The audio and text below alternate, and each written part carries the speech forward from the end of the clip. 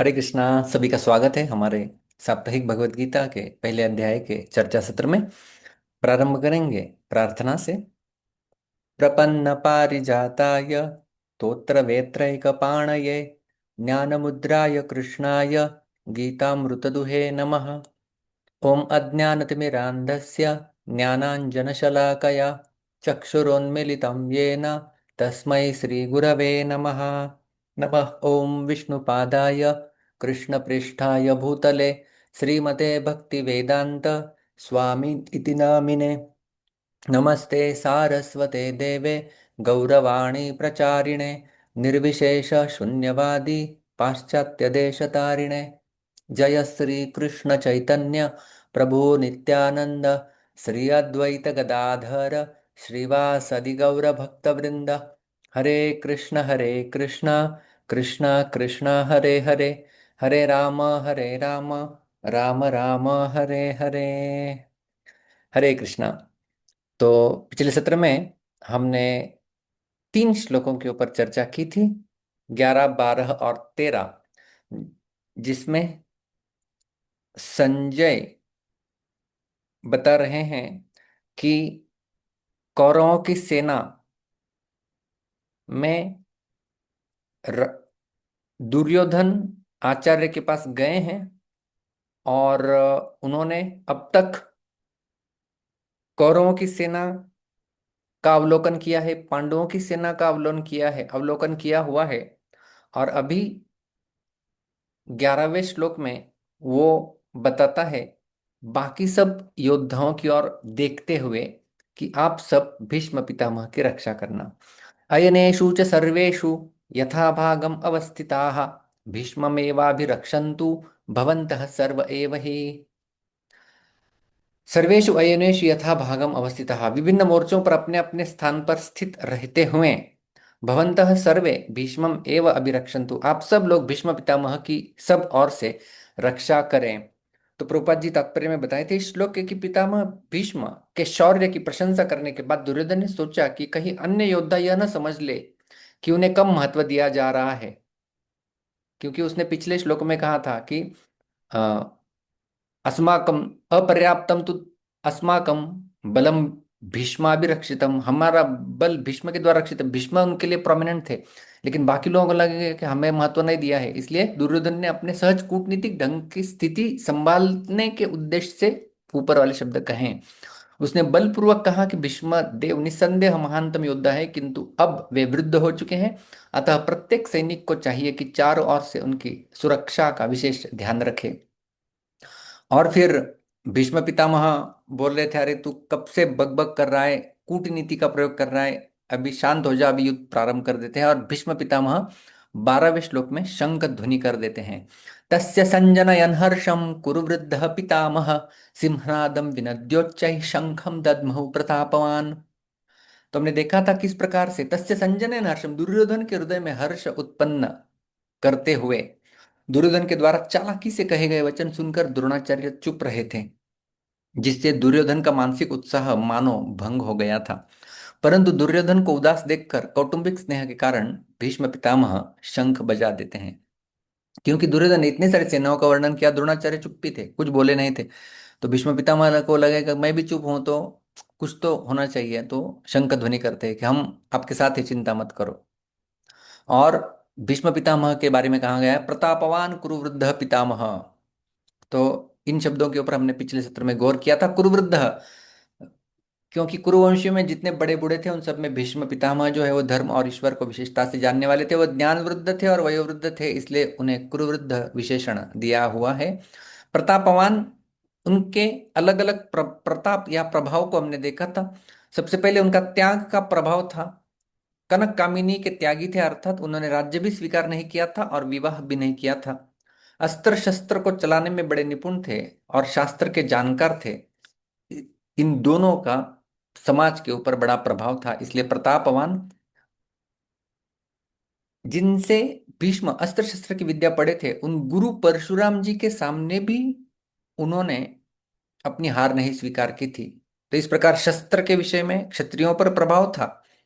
और जब भीष्म शरशैया पर थे तब भगवान कृष्ण ने धर्मराज युधिष्ठिर से कहा कि आप आपको धर्म के विषय में कोई शंका है तो भीष्म जी से पूछ ले, क्योंकि शास्त्र ज्ञान का सूर्य अस्ताचल को जा रहा है, अर्थात भीष्म जी इस लोक से जा रहे हैं। इस प्रकार शास्त्र के विषय में भी दूसरों के ऊपर बड़ा प्रभाव था।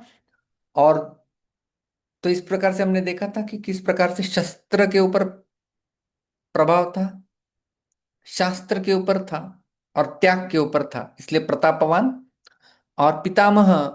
क्योंकि दुर्योधन के द्वारा चालाकी से कही गई बातों का द्रोणाचार्य ने कोई उत्तर नहीं दिया था अब तक। उन्होंने यही समझा कि दुर्योधन चालाकी से मुझे ठगना चाहता है, इसलिए वे चुप ही रहे। परंतु पितामह दादा होने के नाते भीष्म जी को दुर्योधन की चालाकी में उसका बचपना दिखता है। अतः पितामह भीष्म द्रोणाचार्य के समान चुप नहीं रहे, बल्कि वात्सल्य भाव के कारण दुर्योधन को हर्षित करने के लिए उन्होंने शंख बजाया। और किस प्रकार से शंख बजाया? सिंहनादम विनद्योच्चैः शंखम दद्मौ। सिंह के समान गर्जना करते हुए जोर से शंख ध्वनि उन्होंने की। जैसे सिंह के गर्जना करने पर हाथी आदि बड़े बड़े पशु भी भयभीत हो जाते हैं, ऐसे ही गर्जना करने मात्र से सभी भयभीत हो जाए, विरुद्ध पक्ष वाले और दुर्योधन इत्यादि प्रसन्न हो जाए, इसलिए उन्होंने सिंह के समान गर्जना वाला जोरदार शंख बजाया। और शंख जब बजने लगा तो और क्या क्या वाद्य बजे, इनका वर्णन 13वें श्लोक में किया था। ततः शंकाश्च भैर्यश्च पणवानक गोमुखाः सहसैवाभ्य हन्यन्त सशब्दस्तु मुलोऽभवत्। तथा उसके पश्चात 5 प्रकार के अन्य वाद्य भी बजे, शंख, भेरी, पणव, आनक और गोमुखाः। ये सब क्या होते हैं, इनका विस्तार से चर्चा किया था। इतना समय हमारे पास नहीं है, लेकिन थोड़ा सा एक स्लाइड में रिकैप यदि करें। शंख, तो यह समुद्र से उत्पन्न शंख, उनकी उत्पत्ति कैसे होती है और वे बजाए कैसे जाते हैं, इन सब के बारे में हमने पिछले सत्र में चर्चा किया था। शंख बजाए गए, भेरियां बजाई गई, पणव यानी ढोल, छोटे ढोल वो बजाए गए, आनक यानी बड़े मृदुंग या पखवाज वो बजाए गए, और गोमुख नरसिंगे वो भी बजाए गए। सब एक साथ बज उठे, सहसा एव व अभ्यहन्यंत, एक साथ बज उठे। और कौरव सेना में उत्साह बहुत था, इसलिए पितामह भीष्म का शंख बजते ही कौरव सेना के सब बाजे अनायासी एक साथ बज उठे, क्योंकि कौरव सेना चाहती थी युद्ध हो। पांडवों की सेना से इतना उत्साह पहले था नहीं, क्योंकि भगवान कृष्ण स्वयं शांतिदूत बन के गए थे प्रस्ताव रखने के लिए, और वे चाहते थे कि शांति से सॉल्व हो मैटर। लेकिन कौरव वो तो चाहते ही थे कि युद्ध हो, और इसलिए उन्होंने काफी लोगों को अपने ओर कर लिया था। इसलिए कौरवों की सेना 11 अक्षौहिणी थी, पांडवों की केवल 7 अक्षौहिणी सेना थी। तो ये सब वाद्य बजने लगे, और वाद्यों का प्रभाव क्या रहा? सशब्द स्तुमलो भवत, बड़ा भयंकर उसका शब्द ध्वनि हुआ। अलग अलग विभागों में, टुकड़ियों में खड़ी हुई कौरव सेना के शंख आदि बाजों का शब्द बड़ा भयंकर हुआ, अर्थात उनकी आवाज बड़ी जोर से गूंजती रही। तो इस प्रकार से अब तक हमने देखा है कि 13वें श्लोक में सेनापति भीष्म के युद्ध उत्साह को देखकर सर्वत्र युद्ध का उत्साह दिखने लगा था।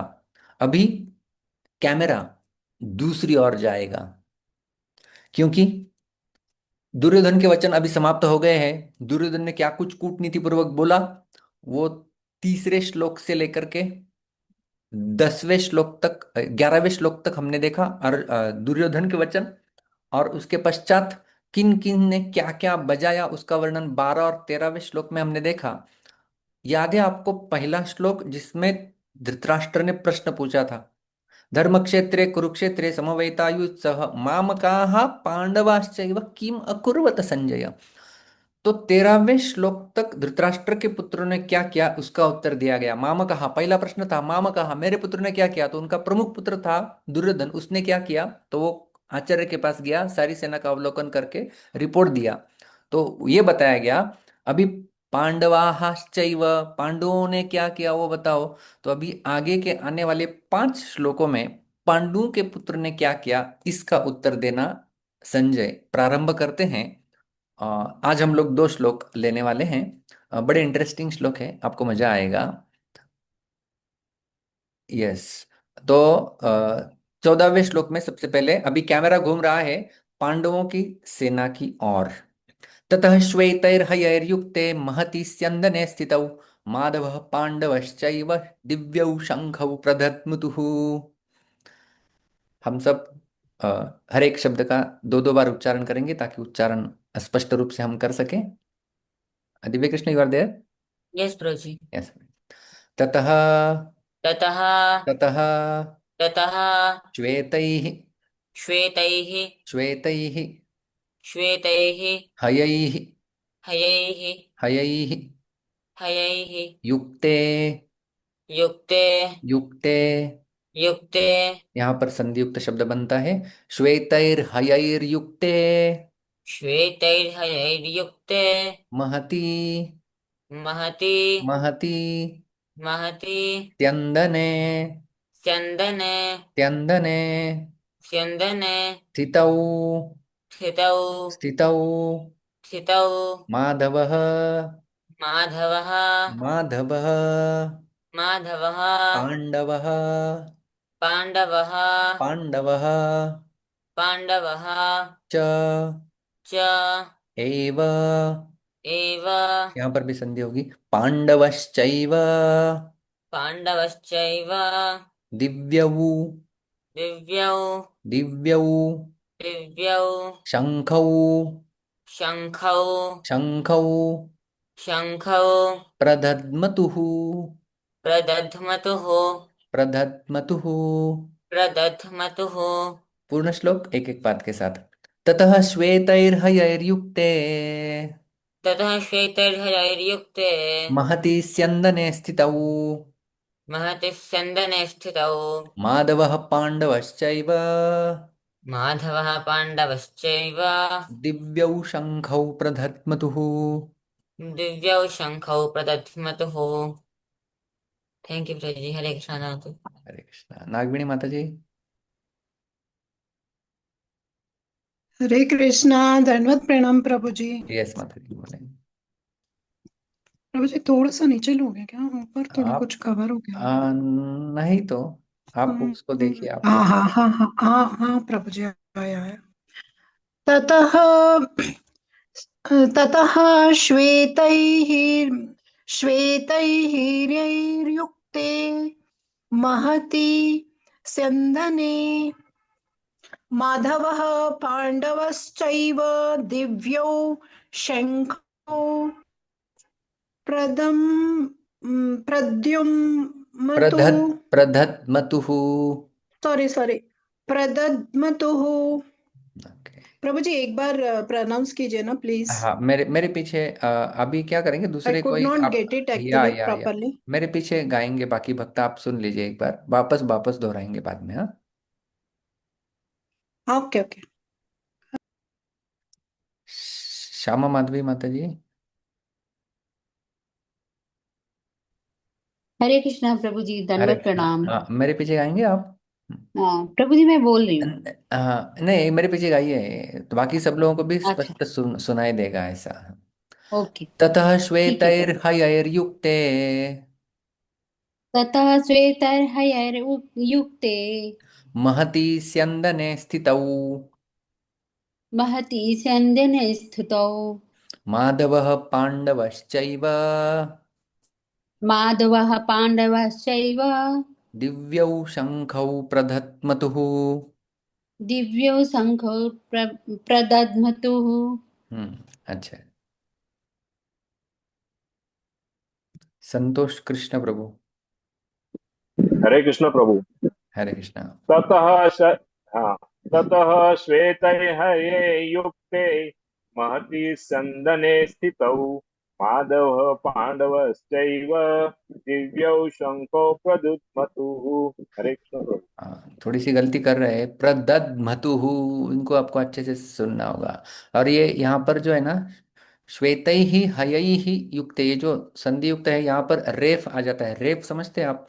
रेफ यानी र का उच्चारण, ह के ऊपर रेफ दिया गया है और य के ऊपर भी रेफ है।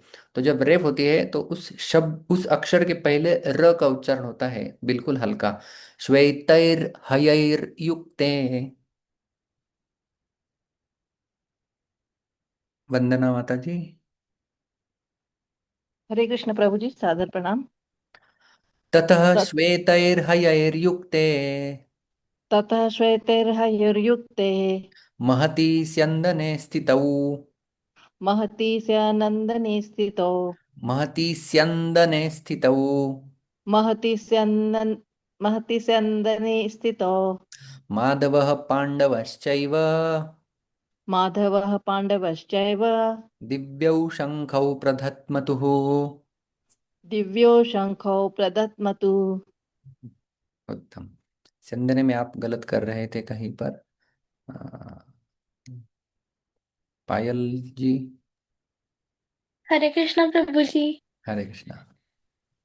ततः श्वेतैर्हयैर्युक्ते अतः श्वेतैर्हयैर्युक्ते महती स्यन्दने स्थितौ महति स्यन्दने स्थितौ माधवः पाण्डवश्चैव माधवः पाण्डवश्चैव दिव्यौ शङ्खौ प्रधत्मतुः। दिव्यौ शङ्खौ प्रदध्मतु। उत्तम। हरे कृष्ण प्रभु जी। हरे कृष्णा। श्याम वल्लभ प्रभु। हरे कृष्ण प्रभु, हरे कोटि कोटि कृष्ण। प्रणाम। तथा गाइए गाइए। महति स्यन्दने स्थितौ माधवः पाण्डवश्चैव दिव्यौ शङ्खौ प्रदद्मतुः। उत्तम।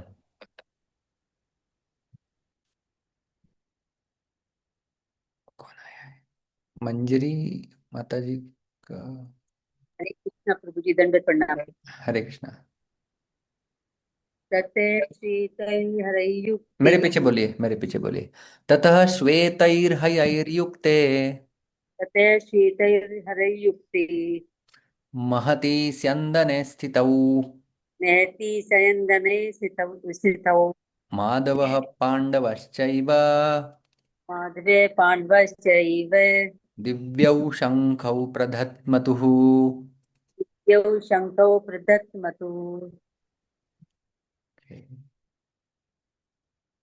रोशनी माता जी। हरे कृष्ण प्रभु जी, पांचम प्रणाम। तथा श्वेतैर्हयैर्युक्ते महति स्यन्दने स्थितौ माधव पाण्डवश्चैव दिव्यौ शङ्खौ प्रदत्मतु। अभी लास्ट लेंगे। शोभा माता जी।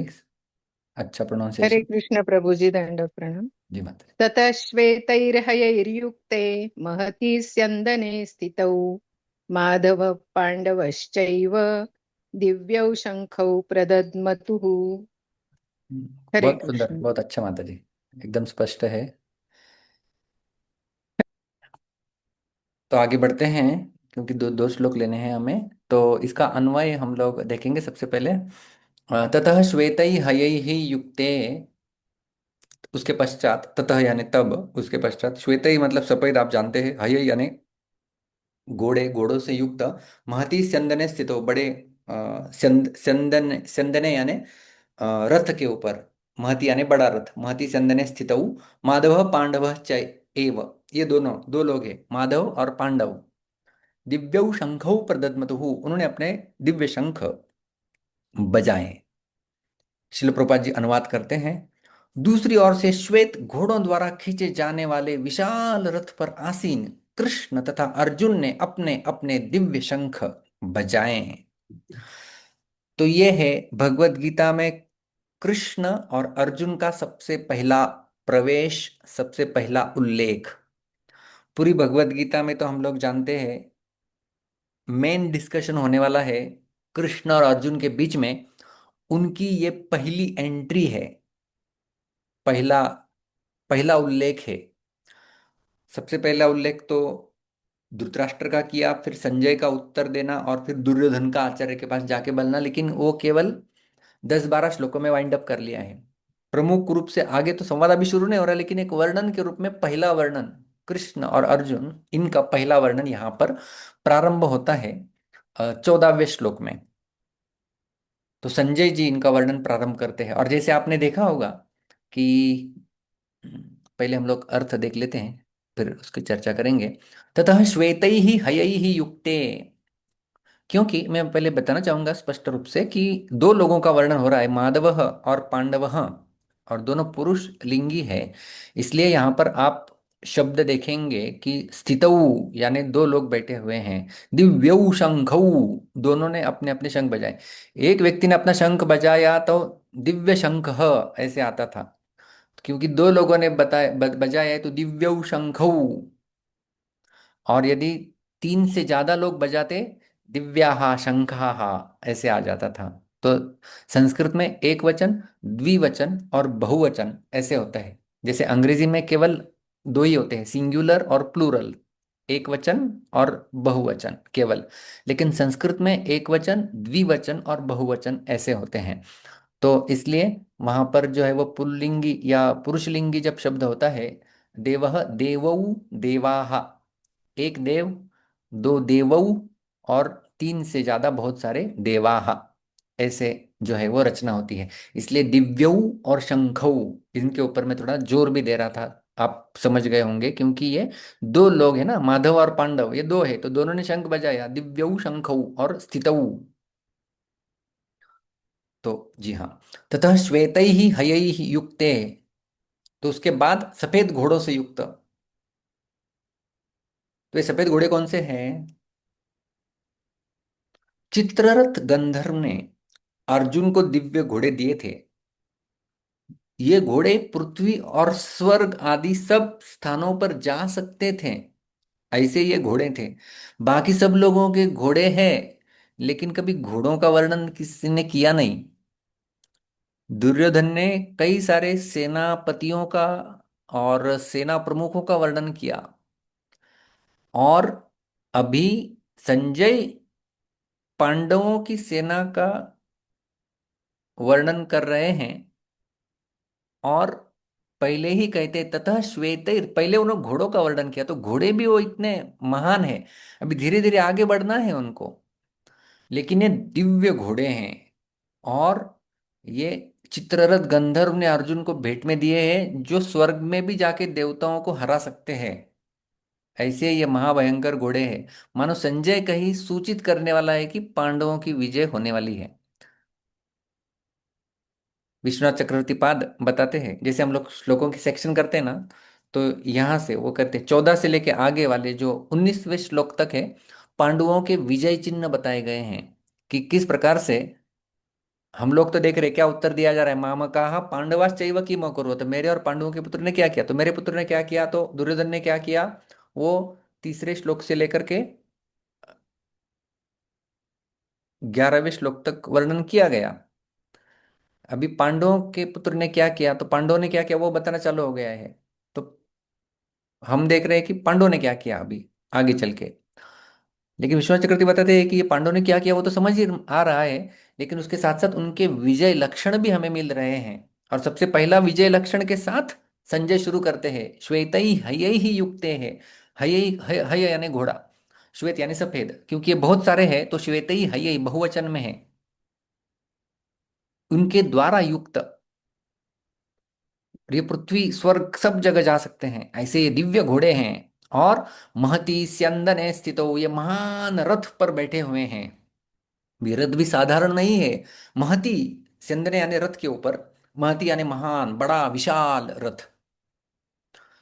तो अर्जुन की सहायता से अग्निदेव ने पूरे खांडवन को जलाकर अपना अजीर्ण दूर किया था, और प्रसन्न होकर अर्जुन को बहुत बड़ा दिव्य रथ दिया था। तो ये महाभारत में कथा वर्णन की गई है कि अर्जुन को रथ कैसे प्राप्त हुआ था। तो क्या हो गया था, हम भी कई बार बहुत ज्यादा यहाँ वहां जाके भोजन खा के हमारे पेट में अजीर्ण हो जाता है। तो अग्नि यज्ञों के माध्यम से जो घी मिलता है अग्नि को, तो अग्नि को एक बार अजीर्ण हो गया था, इनडाइजेशन हो गया था, तो उसको खाने के लिए जड़ी बूटी चाहिए। तो अग्निदेव चले गए थे खांडव वन में, जहां पर उन्हें पता था कि जड़ी बूटियां हैं, उन्हें वो खाना चाहते थे, मतलब उन्हें जलाना चाहते थे। तो जब वो खाना चाहते थे, लेकिन क्या हो गया कि देवताओं द्वारा खांडव वन की रक्षा होती थी। तो जब देवताओं द्वारा खांडव वन की रक्षा होती थी, तो अग्निदेव अपने कार्य में सफल नहीं हो रहे थे। तो जब जब वे खांडवन को जलाने का प्रयास करते अग्निदेव, तब तब इंद्र वर्षा कर देते थे। तो वहां पर एक बार अग्निदेव ने देखा कृष्ण और अर्जुन रथ के ऊपर जा रहे थे, तो उनसे मदद मांगी। तो अर्जुन और कृष्ण इन्होंने मदद की, उन्होंने इस प्रकार का आवरण कर दिया कि इंद्र भी भेद नहीं पाए, और फिर खांडव प्रस्थ को, खांडव वन को जो है वो जलाया गया अग्नि के द्वारा। और इसलिए अग्नि खुश हो गए और कृतज्ञतावश अग्नि ने अर्जुन को एक रथ भेंट में दिया था। ये दिव्य रथ था। तो अग्निदेव द्वारा दिया हुआ रथ जिसके पास है और गंधर्व के द्वारा दिए गए घोड़े जिसके पास है, ऐसे महती स्यंदने स्थित। और आगे वह कहते हैं माधव पांडवश्चैव।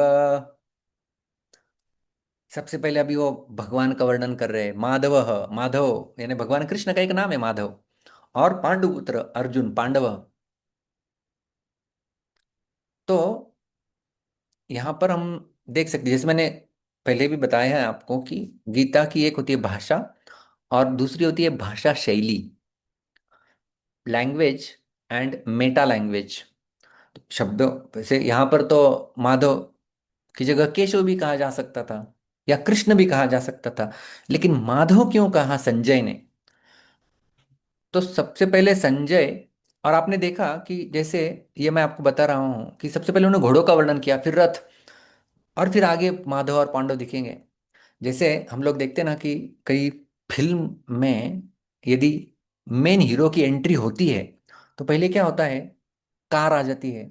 कार में से दो जूते पहने हुए कोई व्यक्ति उतरता है, फिर जूतों के ऊपर कैमरा जाता है, जूते चमक रहे हैं, और फिर धीरे धीरे ऊपर जाके फिर हीरो का फेस दिखाई देता है।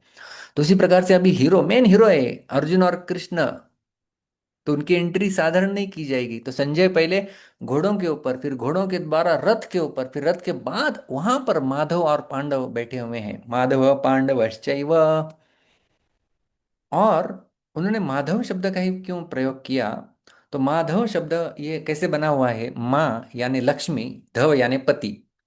धव यानी पति आप जानते ही होंगे, जैसे जिस पत्नी के पति गुजर गए हैं उसे विधवा कहते हैं। धव, धव यानी पति। जिसके पति नहीं है वो है विधवा। तो ये धव यानी पति, क्योंकि स्त्री होती है तो आकारांत शब्द लग जाता है। जैसे राधा, माला, सीता, तो उसे धव का धवा बन जाता है, तो विधवा जिसके पति नहीं है। तो धव यानी पति, माँ यानी लक्ष्मी। तो माँ धव, लक्ष्मी जिन की पत्नी है या माँ लक्ष्मी के पति, लक्ष्मीपति, वो है माधव। तो यहाँ पर देखने लायक या गौर करने लायक मुद्दा है कि आप पहले अध्याय के 3 से लेके 11वें श्लोक पूरे पढ़ लीजिए। दुर्योधन ने एक बार भी कृष्ण का उल्लेख नहीं किया, क्योंकि दुर्योधन जानता है कि वो तो रथ के ड्राइवर है, सारथी है, और वो वैसे भी युद्ध नहीं करने वाले हैं। तो उसने, हमने पिछले श्लोकों में उसकी चर्चा की थी थोड़ी सी, कि जब उसने कर्ण का नाम लिया था तो कर्ण उपस्थित नहीं थे, फिर भी कर्ण का नाम लिया। कृष्ण उपस्थित है लेकिन कृष्ण का नाम नहीं लिया। तो श्रद्धा कहाँ पर है किसकी, वो केवल उसके शब्दों के उच्चारण से ही हम समझ सकते हैं। तो इस प्रकार से दुर्योधन ने भगवान कृष्ण का नाम लिया ही नहीं था, और संजय सबसे पहला नाम कृष्ण का ले रहे हैं। माधव पांडवश्चैव। माधव और पांडव रथ के चालक के रूप में भी नहीं ले रहे हैं। बोल रहे हैं कि दिखने में लग रहा होगा कि ये रथ चला रहे हैं, सारथी है अर्जुन के, लेकिन भाई वो लक्ष्मी के पति है, वो याद रखो। लक्ष्मी के पति। संसार में लोग लक्ष्मी की कृपा चाहते हैं, लक्ष्मी पूजन करते हैं। लक्ष्मी धनम देही, जन्म देही, पुत्रम देही, सौभाग्य देही। लक्ष्मी की कृपा चाहिए। लक्ष्मी के पति साक्षात यहाँ पर बैठे हुए हैं। तो इस प्रकार से संजय की दृष्टि पहले भगवान के ऊपर है। हालांकि लड़ाई नहीं करने वाले हैं पता है, लेकिन पूरे गेम चेंज, पूरे हीरो गीता के वही होने वाले हैं। इसलिए पहला उल्लेख माधव।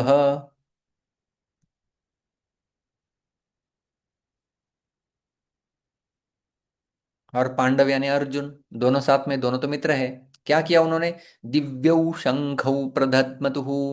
तो अर्जुन के हाथ में एक शंख है, कृष्ण के हाथ में एक शंख है। दोनों के शंख दिव्य, एक वचन में, द्विवचन में दिव्यौ, दोनों बजा रहे हैं। क्या बजाए? शंख शंखौ।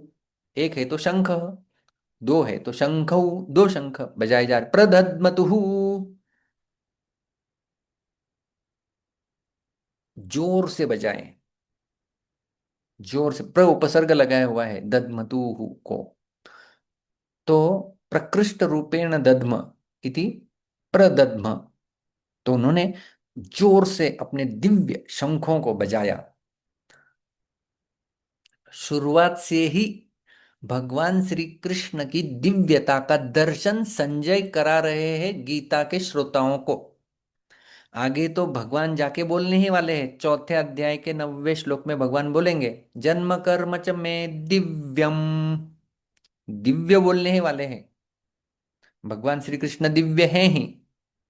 जैसे हमारे जूम कॉल में एक लड़के का नाम है दिव्य कृष्ण, तो भगवान कृष्ण दिव्य हैं ही। भगवान के आयुध भी दिव्य है। तो दिव्यौ शंखौ, उन्होंने दिव्य शंख बजाए। तो दिव्यता की ओर गौर कराने के लिए संजय मानो प्रेरित कर रहे हैं कि इनके शंख भी साधारण नहीं है। दिव्यौ शंखौ प्रदध्मतुः, कुछ तो अजीब अभी घड़ने वाला है, घटना होने वाली है, इसका वो संकेत कहीं पर कर रहे हैं। भीष्मदेव द्वारा बजाए शंख की तुलना में कृष्ण तथा अर्जुन के शंखों को दिव्य कहा गया है। जब भीष्म पितामह का शंख बजाया गया तस्य संजनयन हर्षं कुरु वृद्धः पितामह सिंहनाद, वहां पर केवल सिंहनाद का वर्णन किया गया था, लेकिन यहाँ पर दिव्य का वर्णन किया गया। दिव्य शंखों के नाद से यह सूचित होता है कि दूसरे पक्ष की विजय की कोई आशा न थी, क्योंकि कृष्ण पांडवों के पक्ष में थे। ये श्रील प्रभुपाद जी का तात्पर्य मैं आपको दिखा रहा हूं। जयस्तु पांडु पुत्राणाम येषाम पक्षे जनार्दन। जय सदा पांडु के पुत्र जयसों की होती है, क्योंकि भगवान कृष्ण उनके साथ हैं।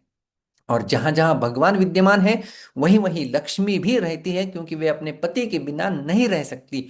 अतः जैसा कि विष्णु या भगवान कृष्ण के शंख द्वारा उत्पन्न दिव्य ध्वनि से सूचित हो रहा था, विजय तथा श्री दोनों ही अर्जुन की प्रतीक्षा कर रही थीं। कितना सुंदर शिल प्रभुपाद जी तात्पर्य बता रहे हैं कि केवल शब्दों से संकेत किया गया है कि किसकी विजय होने वाली है। क्योंकि धृतराष्ट्र के मन में संभ्रम था, भाई क्या हुआ। संभ्रम छोड़ दो, पांडवों की विजय होने वाली है। एक दृष्टिकोण से संजय बेहतर ना कोड लैंग्वेज में संकेत दे रहे थे, और हमारे आचार्य उस कोड लैंग्वेज को डिकोड करके हमारे सामने प्रस्तुत करते हैं। क्योंकि माधव शब्द का प्रयोग किया मतलब लक्ष्मी उनके साथ है, लक्ष्मी श्री जहां पर है वहां पर तो विजय निश्चित है। और कृष्ण स्वयं है वहां पर, तो जयस्तु पांडुपुत्राणाम येषाम पक्षे जनार्दन, जनार्दन इनके पक्ष में होते वहां पर तो विजय निश्चित होती। तो विजय और श्री दोनों अर्जुन की प्रतीक्षा कर रहे हैं, मतलब अर्जुन या पांडव युद्ध के बाद राजा बनेंगे। श्री यानी संपूर्ण ऐश्वर्य वो उन्हें ही मिलने वाला है। तो इस प्रकार से दिव्य शंख उन्होंने बजाए, इसका वर्णन किया गया है।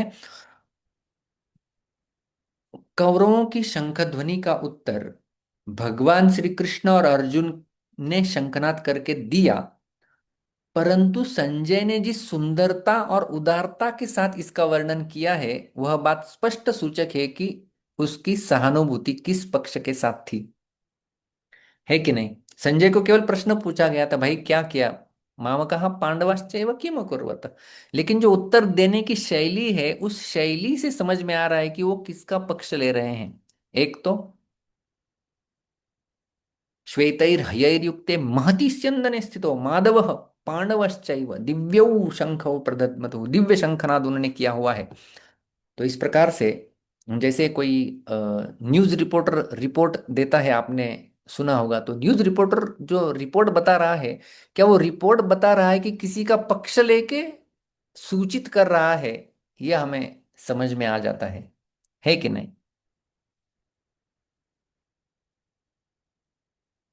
तो इस प्रकार से ये एक विशेष बात संजय की उत्तर देने की शैली से हम समझ सकते हैं कि संजय किसके पक्ष में। मानो लड़ाई तो संजय वैसे धृतराष्ट्र के अंडर है तो कौरवों के पक्ष में ही है स्थित, भौतिक एक्सटर्नल दृष्टिकोण से, बाह्य दृष्टिकोण से, लेकिन चेतना से वो पांडवों के पक्ष में है। और गीता के अंत में इसका तो बड़ा सुंदर वर्णन आएगा संजय की भक्ति का।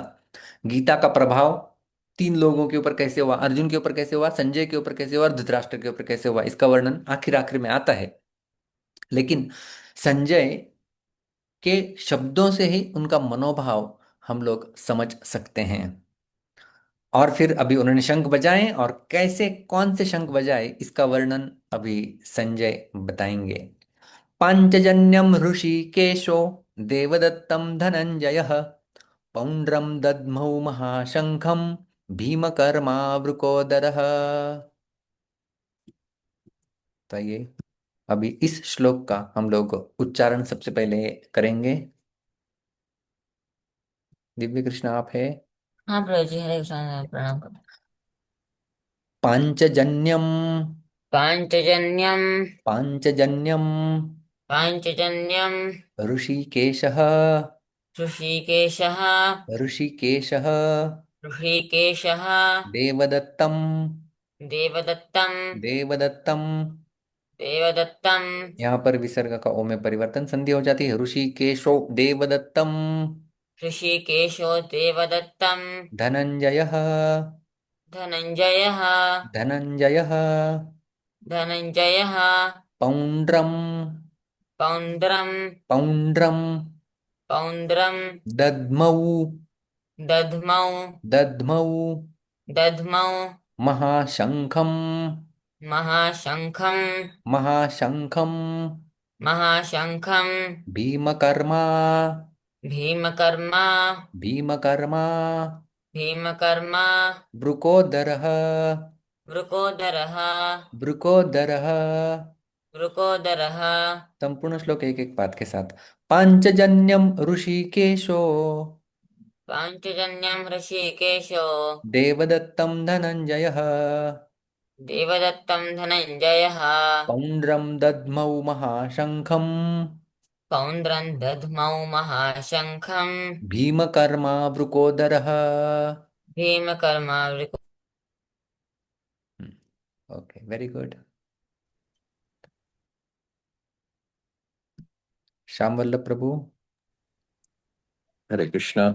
यस प्रभु। पांचजन्यम ऋषिकेशो देवदत्तम धनंजयः पौंड्रम दध्मौ महाशंखम भीमकर्मावृकोदरः। हरे कृष्ण। उत्तम, वेरी गुड।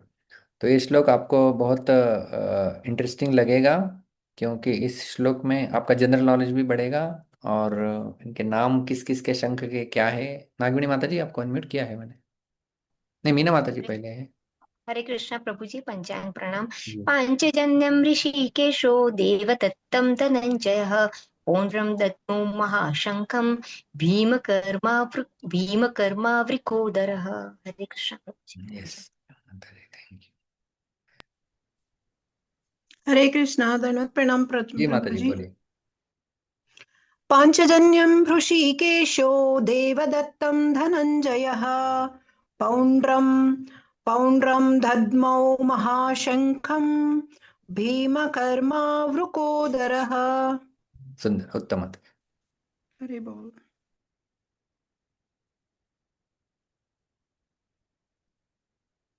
श्याम माधवी माता जी मेरे पीछे बोलेंगे। ओके प्रभु। ठीक है प्रभु। हरे पांचजन्यम ऋषिकेशो पांचजन्यम ऋषिकेशो देवदत्तं धनंजयः देवदत्तं धनंजयः पौंड्रम दद्मौ महाशंखम पौंड्रं दद्मौ महाशंखं भीमकर्मा वृकोदरः। भीमकर्मा वृकोदरः। सुंदर। पायल जी। हरे कृष्ण प्रभु जी। पांचजन्यम ऋषिकेशो पांचजन्यम ऋषिकेशो देवदत्तं धनंजयः देवदत्तं धनंजयः पौंड्रम दद्मौ महाशंखम पौंड्रं दद्मो महाशंखं भीमकर्मा वृकोदरः। भीमकर्मा वृकोदरः। गुड। बस ले रहे हैं मंजरी माता जी।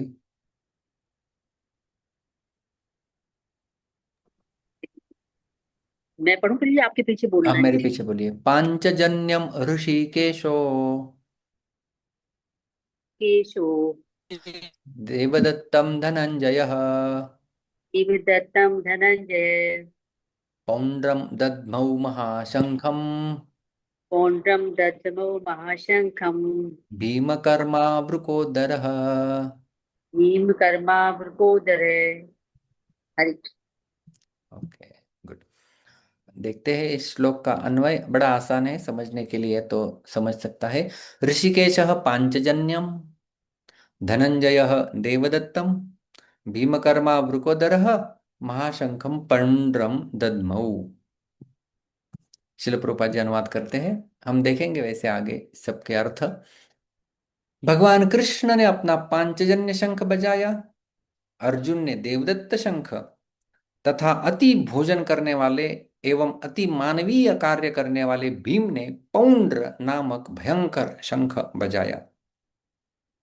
कभी कभी इस प्रकार से प्रश्न पूछे जाते हैं ना, केबीसी इत्यादि में आपने देखा होगा, कृष्ण के शंख का नाम क्या था। तो ये श्लोक आप याद कर लेंगे तो आपको सबके शंखों के नाम याद हो जाएंगे। तो सबसे पहले पांचजन्यम ऋषिकेश, भगवान ऋषिकेश ने पांचजन्य शंख बजाया।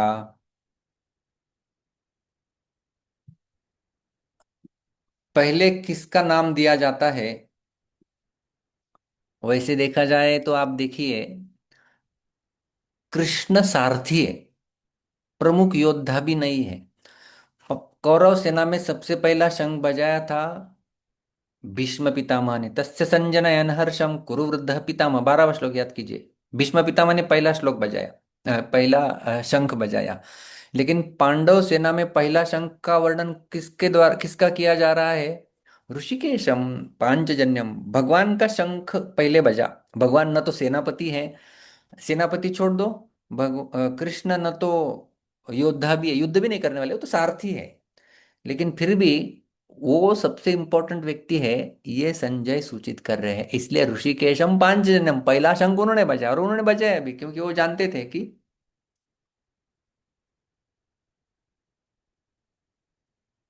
सबसे प्रमुख योगदान भगवान कृष्ण का ही होने वाला है।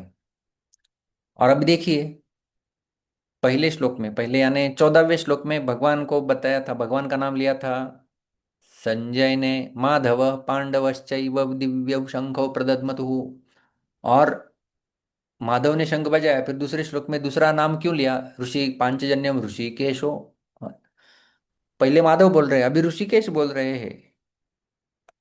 व्यक्ति तो एक ही है, लेकिन जैसे मैंने कहा, नाम है, उसका अर्थ संयुक्त नाम का प्रयोग करते हैं।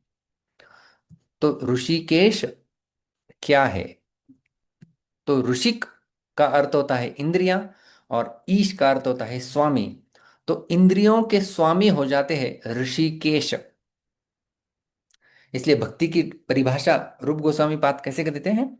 ऋषिकेण ऋषिकेश सेवनम भक्ति रुच्यते। हमारे इंद्रियों के द्वारा जो इंद्रियों के स्वामी है, उनकी सेवा करना, यह है भक्ति।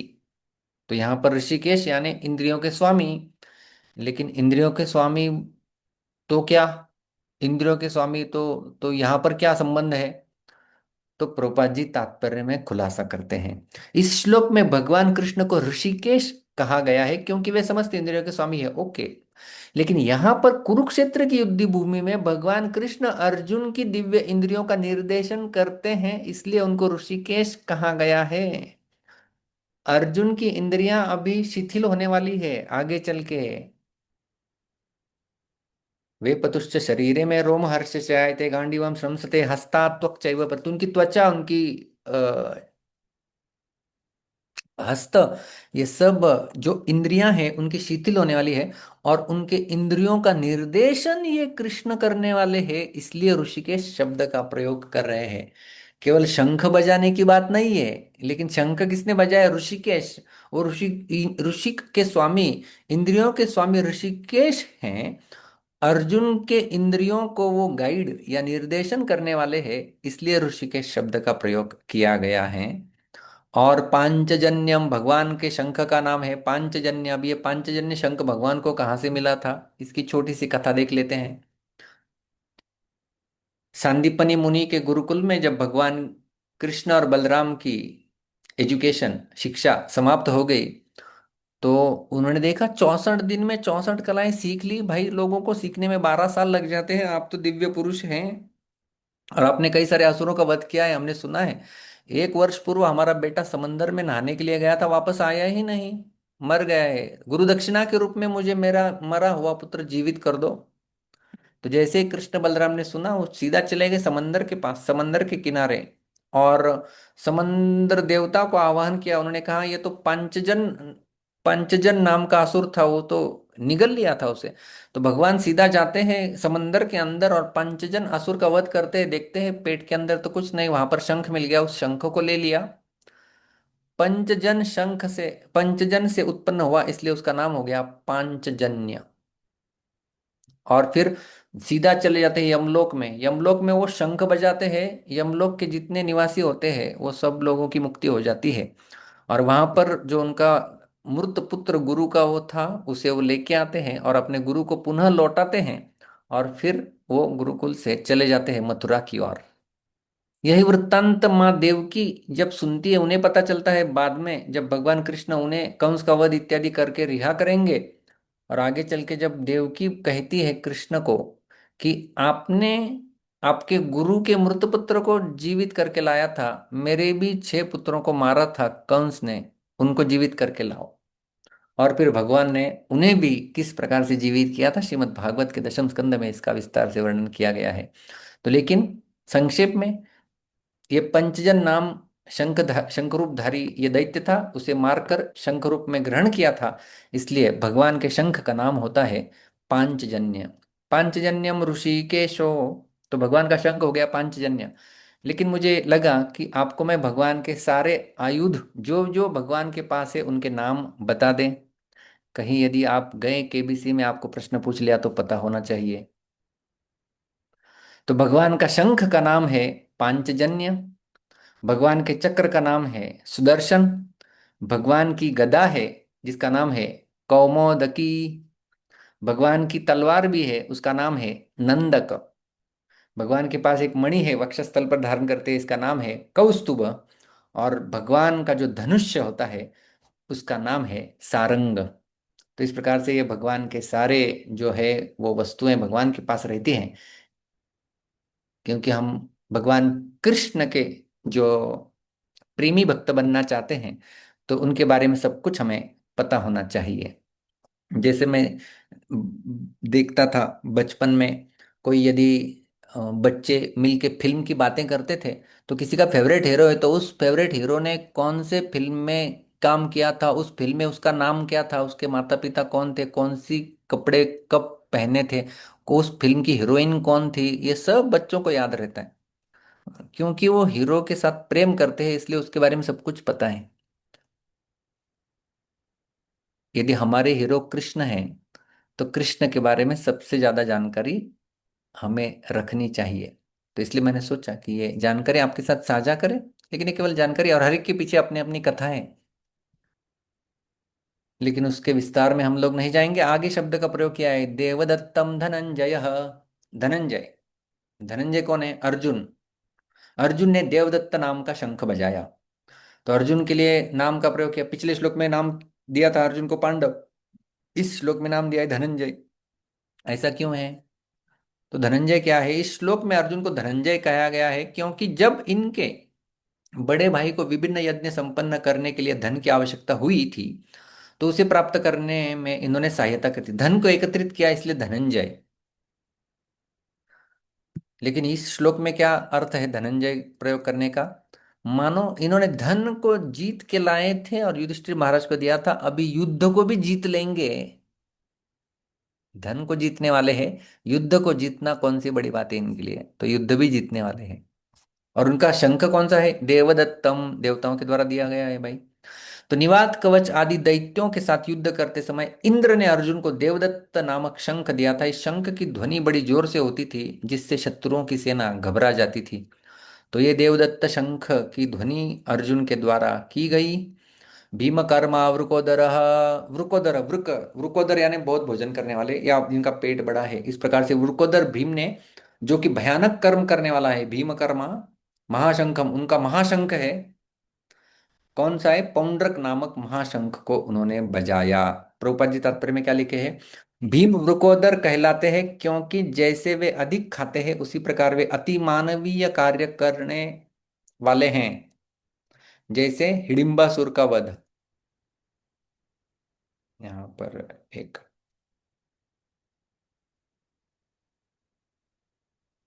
तो वृकोदर का अर्थ होता है कि ज्यादा खाने वाला। हम जानते हैं वनवास में या महाभारत में आप वर्णन देखेंगे तो जो भी भिक्षा मांग के लाते थे पांडव, आधी भिक्षा भीम के लिए और आधी बाकी पांडव और कुंती माता इत्यादि इन लोगों के लिए आधी।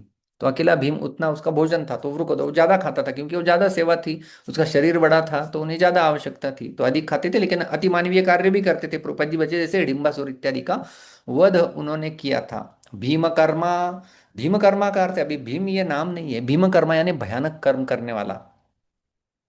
तो ये भयानक कर्म करने वाला ये भीमकर्मा है। जैसे क्या क्या उन्होंने हिडिंबासुर, बकासुर, जटासुर इत्यादि असुरों को तथा कीचक, जरासंध आदि बलवान वीरों को उसने मारा था। तो ये भीमकर्मा यानी बड़े भयानक कर्म करने वाला है ये। कीचक का वध यदि आप महाभारत में पढ़ेंगे तो जो द्रौपदी का सतीत्व भंग करने का उसने प्रयास किया था कीचक ने, जब वो अज्ञातवास में थे, तो भीम ने उसको इस प्रकार से उसका फुटबॉल बना दिया था। उसका सर उसके छाती के अंदर, पैर उसके जंघाओं के अंदर और जंघाएं पेट के अंदर, ऐसा केवल मांस का गोला दिखाई दे रहा था। तो इस प्रकार से ये भीमकर्मा यानी भयानक कर्म करने वाला ये था। और उसकी उनके जैसे भीष्म पितामह की भीषण वाव प्रतिज्ञा थी ना, वैसे भीम की भी एक अपनी प्रतिज्ञा थी, 100 के 100 कौरवों को मैं अकेला मारूंगा, ऐसी उसकी प्रतिज्ञा थी। तो महाभारत के युद्ध में कोई ऐसा किसी कौरव के साथ किसी का युद्ध हो जाता था तो लास्ट लास्ट में उसको छोड़ देते थे, बोले भीम का केस है, तो भीम आके उसको फिर खत्म कर देता था। तो भीम ने 100 के 100 को भीम अकेले ने मारा था। तो ये भीम कर्मा ये बहुत खाने वाला है, लेकिन इसका शंख भी कैसा है? महाशंखम। भीमसेन का शंख अन्य शंखों के आकार से उसी प्रकार बड़ा था जिस प्रकार भीमसेन का शरीर अन्य शरीरों के आकार से बड़ा था। और आपको याद है कि दुर्योधन के मन में सबसे ज्यादा भय भीम का था। भीमार्जुन समायुधि, अपने योद्धाओं के बाकी पांडवों के योद्धाओं का जब वर्णन कर रहा था, भीम और अर्जुन के युद्ध कौशल जैसे कई सारे योद्धा, तो तुलना वो भीम के साथ किया था। अब इसलिए जब भीम के द्वारा शंख बजाया गया उसके विशेषण जोड़ते हुए संजय और मानो दुर्योधन की क्या कहते हैं ना कि उड़ा रहे थे। हम्म। भीमकर्मा भयंकर करने वाला, वृकोदर ज्यादा खाने वाला, और महाशंखम बड़ा शंख बजाने बजा रहा है, और उसके शंख का नाम है पौंड्र। तो इस प्रकार से तीन लोगों की शंख ध्वनि हमने 15वें श्लोक में सुनी। पांचजन्यम ऋषिकेशो देवदत्तम धनंजय पौंड्रम दद्मो महाशंखम भीमकर्मा वृकोदर। ऋषिकेश भगवान कृष्ण का पांचजन्य, अर्जुन का देवदत्त क्योंकि देवताओं के द्वारा दिया है इसलिए देवदत्त, और भीम का पौंड्र। तो ये तीन शंख मानो क्या सूचित कर रहे हैं? श्री कृष्ण की शंख ध्वनि धर्मनीति का संकेत करती है, अर्जुन की शंख ध्वनि विजय प्राप्ति का संकेत करती है, तथा भीमसेन की शंख ध्वनि शत्रुओं को भय प्राप्ति का संकेत करा रही है। तो एक दृष्टिकोण से हम देख सकते हैं कि ये केवल शंख, किसने कौन सा शंख बजाया वो तो बाहरी रूप में बताया जा रहा है, लेकिन इसका अंतरंग अर्थ हमारे सामने उद्घाटित हो रहा है कि भगवान श्री कृष्ण जो कि पूर्ण पुरुषोत्तम भगवान है वो धर्मनीति, अर्जुन जो है वो विजय प्राप्ति, और भीमसेन शत्रुओं को भय की प्राप्ति करा रहे हैं अपने शंखों को बजाकर। और आगे चल के कई सारे पांडवों ने जो शंख बजाए उनका वर्णन किया जाएगा, और उसका असर, उसका परिणाम क्या होगा उसकी चर्चा करेंगे। तो इस प्रकार से आज हमने 2 श्लोक देखे हैं।